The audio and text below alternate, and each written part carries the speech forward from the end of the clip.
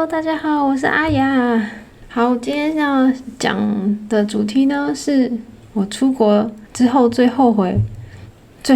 之前出国前没做的一件事情。好啦，就是做关于国家的调查。好了，事情是这样的，我在2015年就是决定从日本搬到美国的时候，我是一开始是决定去留学的。就是你知道日本人其实呢，他们都非常的崇洋。那我在日本待了将近10年的时候，其实就深深的感觉到啊，日本人就是很喜欢美国。那他们既然这么喜欢美国，那我也有受到影响，也渐渐的对美国也开始向往。而且在日本那个社会也是，你会讲英文的话，就是好棒好棒好棒，哇，好厉害好厉害这样子。我也想要被人家这样子吹捧，既然已经存了一点钱，那我就去美国留学吧。可是这个造成我之后很大的焦虑。结论就是我到美国待了一阵子以后呢，交了一个男朋友，开始有想说在美国住下来。但是在美国长久住下来呢，最大的问题就是钱因为美国生活就是硬生生的比台湾贵个3倍啊，日本比台湾贵个2倍，那是我心中的想法。那美国是3倍，那更贵。那其实我在日本存的钱也不够我在美国花，所以就面临了这个赚钱的问题。所以我非常懊悔，就是说去美国之前，我只是单纯的就是想对美国的这个生活的向往，而没有去考量说他们那边留学生他们之后是怎么样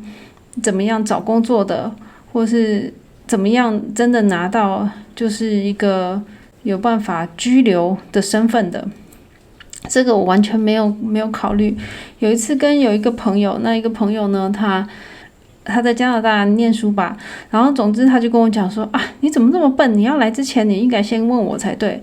他说他就是做了很多的比较，才发现说像加拿大，他那时候在加拿大已经在工作了，他就说他就是知道在去加拿大念书很有机会可以留下来申请到当地的工作签证，还是他有什么样的程序，反正总之跟美国的系统就是不一样就对了。所以呢，他就在加拿大过了非常开心的生活。那一样就是在英语圈嘛，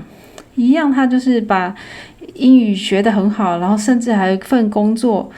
然后我就觉得他讲的好像好有道理哦。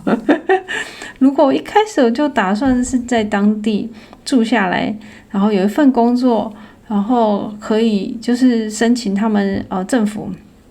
居留权这些各方面，就是比较轻易的话，不像美国的话，如果你要找一份工作之后，可能还面临抽签 H1B 是吗？反正总之美国有很多规定，他也不让留学生打工。觉得这是让我当初在美国想待下来的时候非常焦虑的一个问题。所以总之呢，现在我就学乖了没有想说告诉大家最后悔的事情，就是出国前没有先探听好当地国家留学生的情况。那所以建议大家，不管你是要去日本、去美国、去加拿大，还是去澳洲、去哪里，结论就是你去之前先好好调查当地的留学生他们毕业后就业情况各方面的，他们的政府的法规，这些去之前先做一个简单的调查，是对你绝对有帮助的。